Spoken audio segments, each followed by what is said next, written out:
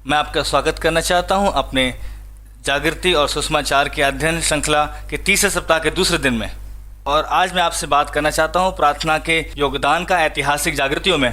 परमेश्वर ने संपूर्ण कलीसियाई इतिहास में बड़े सारे अद्भुत काम किए हैं, खासतौर पर यहाँ अमेरिकन इतिहास में। और अब तक 3 महान जागृतियाँ हुई हैं और सारी की सारी जागृतियां महान प्रार्थना आंदोलन के बाद ही आई हैं। और खासतौर पर उनमें से एक तो स्वयं प्रार्थना आंदोलन था, और मैं उनके बारे में बात करना चाहूँगा आपके साथ, और उनके क्या लक्षण हैं इसके बारे में मैं आपको बताना चाहूँगा जब परमेश्वर जागृति भेजता है।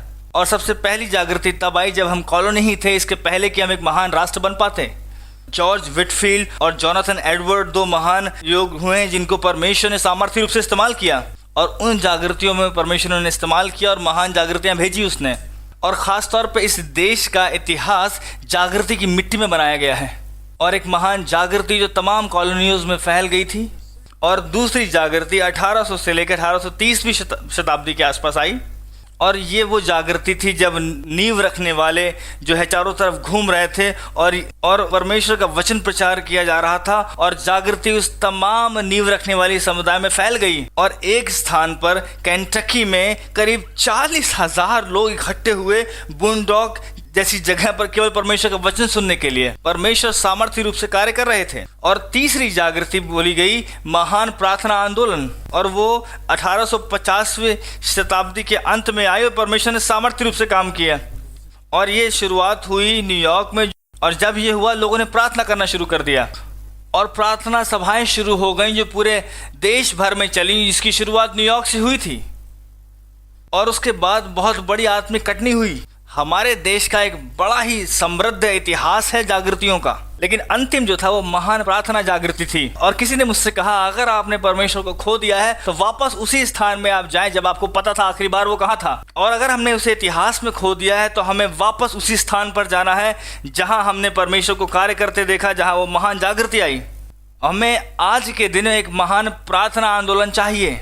और आइए मैं आपको बताता हूँ कुछ उनके स्वभाव के विषय में। जब महान जागृतियाँ आती हैं उसके चरित्र कैसा होता है। और सबसे पहले तो है इसकी शुरुआत होती है नीचे आती हुई ढलान पर, और लोग अपने मसीहियत में आराम से रहने लग जाते हैं और सब कुछ ठीक लगता है उन्हें। और उसके बाद नैतिक पतन होता है, सब कुछ नैतिक रूप से गिरने लग जाता है, और वहाँ पर जो है इस तरह की परिस्थितियाँ उत्पन्न हो जाती हैं। और जब जो है अंधकार इतना ज़्यादा बढ़ जाता है और लोग जो है आशा रहित हो जाते हैं, तब एक लोगों का समूह होता है जो प्रार्थना करना शुरू करते हैं, और वो फिर परमेश्वर से चिल्लाने लग जाते हैं कि परमेश्वर कार्य करे उनके बीच में। और जब वो अधीर हो जाते हैं और इतने अधिक अधीर हो जाते हैं कि परमेश्वर उस भूमि पर काम करने पाए, और जब वहाँ परमेश्वर की तरफ से आत्मा छोड़ी जाती है तब महान कटनी होती है, और बहुत सारे लोग परमेश्वर के राज्य में जन्म पाते हैं। और पांचवी चीज़ ये होती है कि महान कलीसिया की बढ़ती होती है, कलीसिया बढ़ जाती है। और आजकल बड़ी बातें होती हैं कलीसिया की वृद्धि को लेकर। और मैं आपको बताना चाहता हूँ यीशु मसीह के इतिहास में और अमेरिका के इतिहास में सबसे बड़ी चर्च की वृद्धि जब हुई थी। और ऐसी वृद्धि तब आई जब बहुत बड़ा जागृति हुआ और परमेश्वर ने अपने लोगों को हिलाया जगाया। और मैं ऐसा विश्वास करता हूं कि हमें ऐसे ही महान जागृति के लिए प्रार्थना करने की आवश्यकता है। और आइए छोटी चीजों के लिए नहीं, लेकिन किसी बड़ी चीज के लिए हम प्रार्थना करें। और लोग कहते हैं, भाई सैमी तो असंभव लगता है, तो बड़ा ही कठोर है, और हमारा देश जो है बड़ी भीषण समस्या में है, परिस्थिति में है। और मैं आपको बताना चाहता हूं कि हमारा परमेश्वर जो है हमारे सोचने से और हमारे मांगने से बहुत बढ़कर कर सकता है और करने वाला है। और डॉक्टर रॉय फिश जो है, जिन्होंने साउथ वेस्टर्न सेमिनरी में सिखाया जागृति के विषय में और सुषमाचार के विषय में, महान पुरुष थे। और उन्होंने कहा, हाँ मैं एक आशा को देखता हूँ।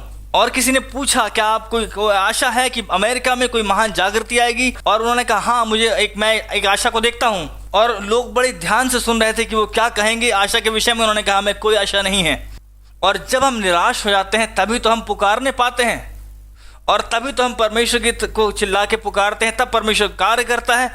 शायद हम उस स्थान पर आज आ पहुँचे हैं जब हम बिल्कुल आशा रहित हैं, और हम फिर परमेश्वर से कहते हैं, परमेश्वर हमें आपकी ज़रूरत है। और यही वो स्थान है जहाँ परमेश्वर जागृति को भेजेंगे।